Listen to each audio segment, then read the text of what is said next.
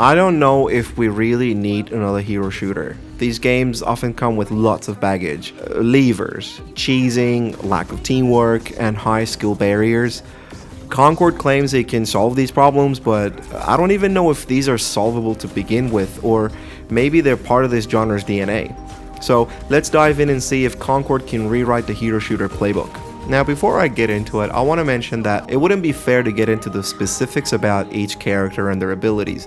Some characters are clearly favored over others by the players already, but since this is just a beta, I don't want to waste your time with details that might change come full release. I also don't think it'd be fair to comment extensively on the game's performance. I'm only going to say that the performance on PC has been mostly fine, with some frame drops here and there along with some network issues and whatnot, but these are typical beta issues that can be ironed out before the full release. Overall, the gameplay is pretty solid and the abilities are cool. Although they're not groundbreaking, and honestly, that's fine. Given how saturated this genre is, I'd rather the developers focus on making the game actually enjoyable rather than reinventing the wheel. So when I first jumped into Concord, I started in Brawl Mode because that's the only mode that's available until you reach level 6. It's essentially casual mode that we've seen in other hero shooters where you can pick and play any available character when you die, even mid-game. There are two modes within Brawl Mode. The first one is called Takedown, which is just team deathmatch, and then there is Trophy Hunt, which is where you have to collect tags from eliminated opponents. So these are both very familiar game modes, nothing special here, and of course, with that comes the same issues I've had with hero shooters. Same old, same old. It all started to surface as I played in this mode, and what I mean by this is that every round felt unbalanced and frustrating, with people constantly leaving, both from my team and the opposition, with the game being extremely punishing towards teams made up of solo players who can't or won't communicate effectively. It's a feeling I've experienced many times before in games like Overwatch. I was almost ready to make this entire review about how Concord was following the same problematic pattern because I almost quit the game entirely before trying the next game mode, and boy am I glad to have given it a shot. That was lucky. Look, before I explain what I like about the next game mode that's called Rivalry and why it changed my perception towards Concord, I want to highlight something which I think the devs really need to consider carefully here. I was thinking about how I almost missed out on lots of fun gameplay due to my assumption that the rest of Concord was going to be the same. Now, don't forget, you cannot try other modes until you reach level 6. So just keep that in mind. Now, I think this is something the devs really need to think about, as many people like myself will have sour experiences with playing these types of games, and we're going to be very quick to judge the game based on one mode. And by the way, I'm not saying that this is fair, I just think it's going to be a common reaction. That's not common, that's amazing! So perhaps the developers need to make it more clear in the main menu that there are other modes that offer different, potentially more enjoyable experience, and people just need to power through the tutorial being Brawl Mode. This can be done by having some sort of explanation regarding the specific differences between each mode right on the main menu before you click on to get into and queue for a specific mode. I just thought that this was an interesting point to make because I don't want people to miss out on having a great time. It just takes a minute to try a different mode, you know? Feel free to yell at me in the comments if you think I'm being too particular about this, or if you're just very passionate about this in general. You can go and make your own video and maybe I'll watch it. Now, if you've made it this far, you probably like what you're seeing and hearing, so how about a good old-fashioned thumbs up for me? And if you want to stay in the loop with my latest reviews, you can hit subscribe and ring that bell. You know how this stuff works by now. Trust me, this will be more reliable than finding a good teammate in Brawl Mode. So, like I said, Brawl Mode is not my cup of tea at all, and once I unlocked and started playing Rivalry Mode after reaching level 6, things improved significantly. Rivalry Mode encourages teamwork and flexibility, creating a more balanced and enjoyable environment, and they manage all of this by implementing this really simple rule. Unlike Brawl Mode, in Rivalry Mode, you are not allowed to change characters mid-game, and once you win a round with a character, that character becomes unavailable for selection for subsequent rounds for you only.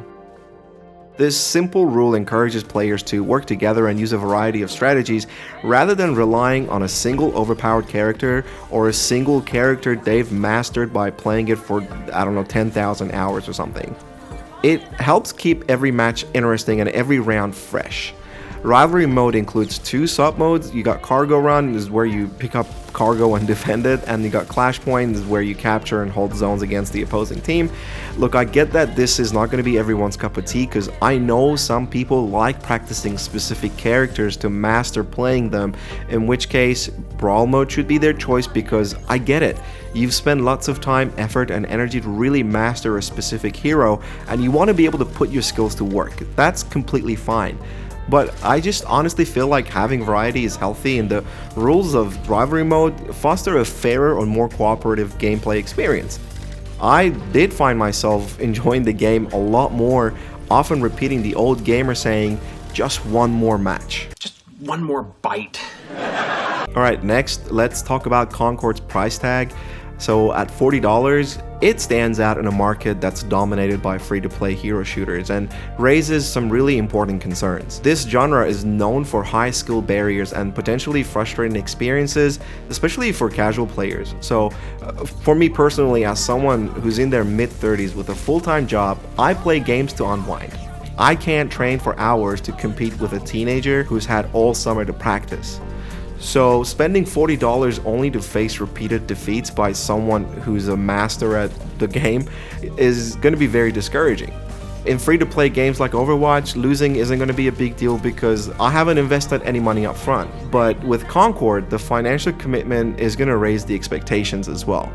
If this game doesn't cater to a broader audience, including those who casually play, it's going to risk losing a significant portion of potential players to frustration and quick refunds.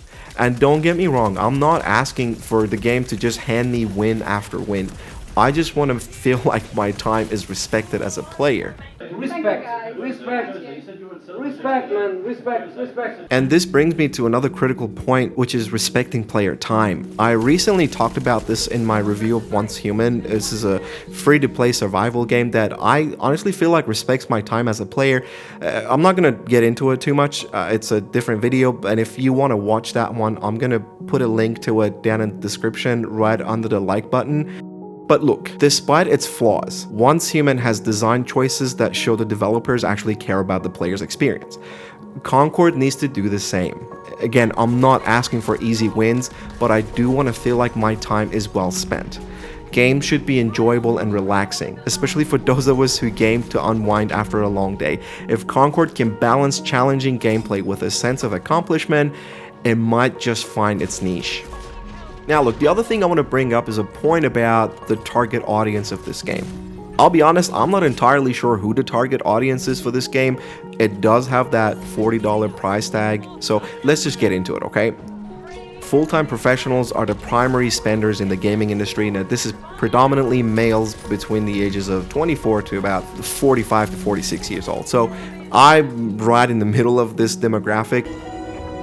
So this is going to be people around my age. These are players that are looking for games that respect their limited free time. So if Concord is going to be targeting this demographic, it's really going to have to offer content that caters to their needs.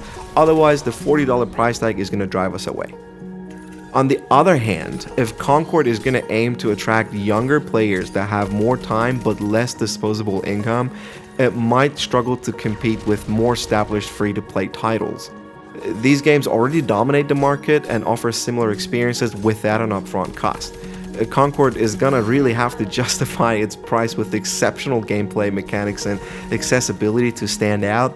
There is also this weird comparison to Helldivers 2, which is another title from Sony that came out earlier this year. Helldivers 2 also costs $40, but this isn't an entirely fair comparison. Helldivers 2 is a PvE game where losing against an AI opponent isn't as frustrating as losing to other players.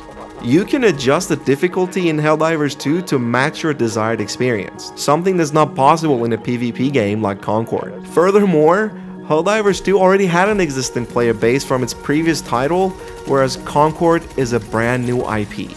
Now, I only mention the comparison between Concord and Helldivers 2 because I've got this feeling like Sony thinks that they're going to be able to replicate the success they had with Helldivers 2 again with Concord. Not gonna happen! No, not gonna happen! Look, I'm just some guy speaking into a microphone on YouTube, so what do I know about anything, right? There's definitely more qualified people making decisions about these things at Sony. I just don't see it working. I just don't see $40 for a PvP hero shooter in 2024 working. So there's my 2 cents. In any case, let's just wrap things up and get on with things. I just want to say at the end of the day that, look, I was initially wrong about Concord. Since it was first teased during Summer Games Fest and then after watching that cringy cinematic, I completely wrote this game off right from the beginning, and I wasn't the only one either. Even going into the beta, I had very low expectations, and in fact, I wasn't even surprised about the fact that I'm not enjoying this game. But that all changed just after trying Rivalry mode. So I now honestly believe that Concord has the potential to make some noise in the hero shooter genre. I mean, we only have access to 2 modes in the beta, with each providing 2 sub modes, so who knows what's going to be available at launch. While Concord can feel very familiar with its common issues, it also offers a fresh take that emphasizes teamwork and strategy. If the developers can address the initial learning curve, communicate the unique aspects of each mode more effectively, while also providing more interesting game modes that mix things up, Concord might just carve out a dedicated following. As always, thank you so much for watching, and don't forget to check out my Patreon for early access to my written reviews. It is and will always be free, no paywall whatsoever. Happy gaming, everyone, and I will see you in the next one. I am healing. It is good.